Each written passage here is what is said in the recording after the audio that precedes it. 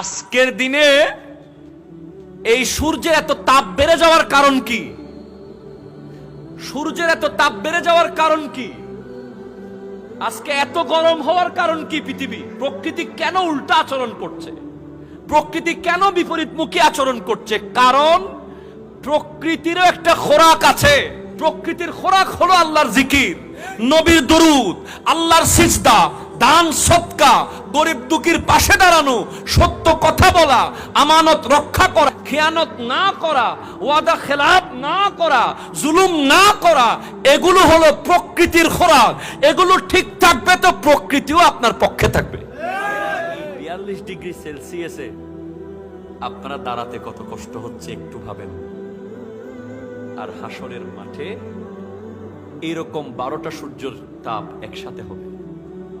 শাহজালালের বাংলাদেশ, শাহপরানের